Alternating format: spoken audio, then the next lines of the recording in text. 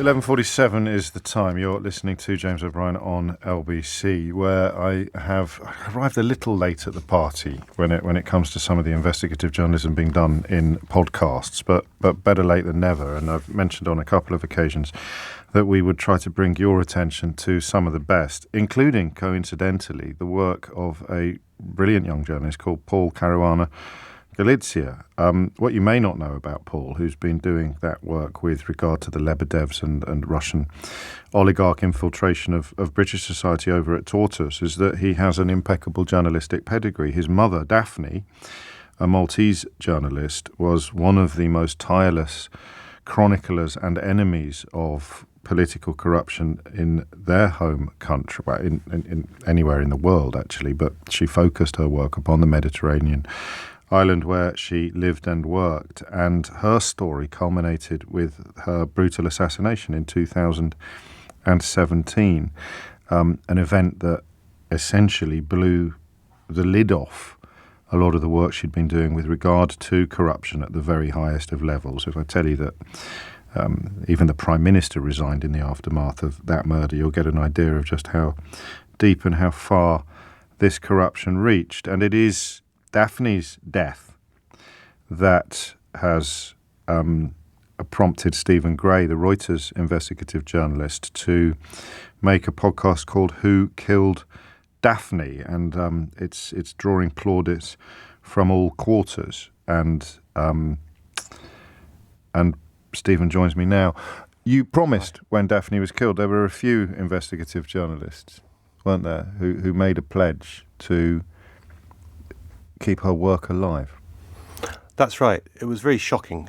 I didn't actually know Daphne personally, but I knew one of her other sons, Matthew, her eldest son, who was a friend. And when we heard that she died, we just realised that she'd been quite tirelessly, but also almost on her own, taking on corruption on this island. And then she was killed. And we just thought, we've got to keep her journalism alive. And we've got to show also that you can't get away with this. I had another friend, an Indian journalist called Gary Lankash, who's a very old friend of mine, was murdered as well a couple of weeks earlier, also for doing her work. And we thought, well, this is time to actually do something. So we got together a team of journalists, we called it the Daphne Project, to carry on her work. And this podcast sort of picks up the story, because the incredible thing is we were concentrating on carrying on her work on corruption. We didn't imagine that we would be able to do much about solving the crime itself of who killed Daphne. But as we tell, we realised that the police investigation was fundamentally corrupted, and we needed to do something.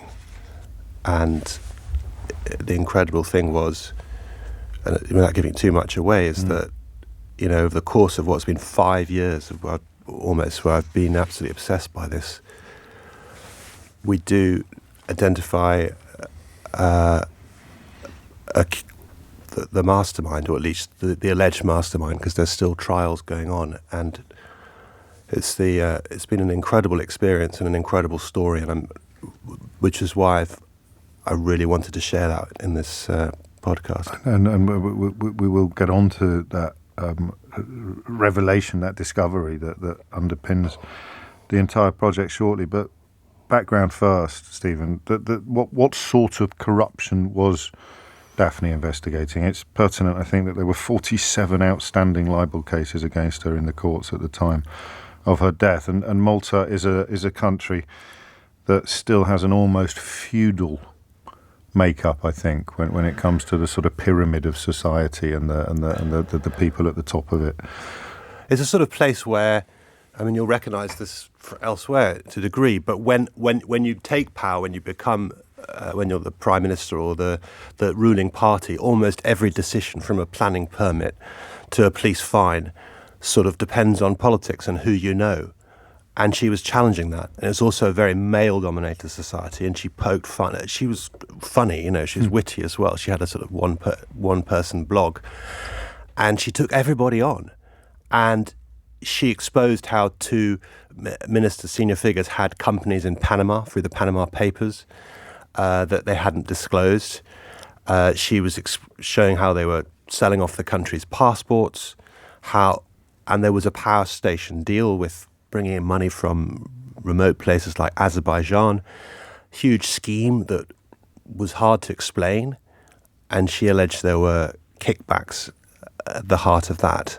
So she was firing on multiple cylinders, and that was one of the problems we had is, where do we start? It was, I called it a rat's nest of corruption she described. But it's a story of impunity, and which you see in countless places as well, which I think that's why it's a sort of story that resonates, is, she became a victim because there was nobody investigating, taking on her allegations, and because it seemed like all the law enforcement authorities were sort of captured as well. And I mean, you achieve. I mean, you got access to so many people who were involved. From Matthew, who was present at the time, he was at the scene of the murder, and the podcast. It's heartrending. Opens with his memories, doesn't it? With his descriptions of what happened. It's terrible. I mean, he walked in bare feet, ran out of his house, and found his mother in bits. It's awful. And this podcast tells his story as well. It's the two of us really, the sort of parallel story of the journalist and Matthew himself kind of going to war for his mother's journalism and to keep her investigations alive and to help between us find the killers. And that pursuit of the killers, that attempt to find the killers, as you've just alluded to, sort of proved unexpectedly successful, really, didn't it? I mean, yeah. I mean, I should look. It's a gripping story. It still has not ended in that there are trials to happen. So we've got to be a little bit careful there. Yes, indeed. But yes. So we, in the course of it, we identify someone who turns out to be charged as the mastermind behind it all, a very rich person, and also to something that's never happened to me before. I managed to speak to one of those accused of planting the bomb, of detonating the bomb, and he spoke to me from jail, and he still officially denies it all. And to my surprise, he confesses on the tape. We can hear that now, I think, can't we? So this is George DiGiorgio's first comment on the case, speaking to Stephen Gray about the murder of Daphne Caruana Galizia. Then one day, I got a message. It was from George DiGiorgio. One of Daphne's alleged murderers was reaching out to me. A few months later, I was speaking to him in prison. Hi. Okay. Yeah, good. What's the story? Well, I'm still in Malta, still trying to work out what the truth is. I sent you a letter. Did you see that? Yes, I see it. Yeah? Can you say that there is more to come out? Of course there is, yes. There is plenty to come out. George told me he'd been looking to make a bargain, to get a plea deal like the other alleged hitman Vince Muscat. And you were prepared to testify? Of course. Yeah? Of course. And what would you ask in return? Do you need anything in return for that? I mean, the other guy, he got 15 years. The other guy, You want the same deal as he did? the same or maybe less. I ask him what he's prepared to testify. As he answers, I can scarcely believe what I'm hearing. It was a previous attempt to offer to kill Daphne. Yes, and I've got deposit as well. You got the deposit? Yes. Wow. Everybody knows. Everybody knows.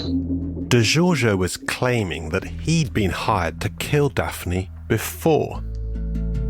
And he alleges the order came from a top Maltese political figure. He was saying there were, in fact, 2 contracts taken out to kill Daphne.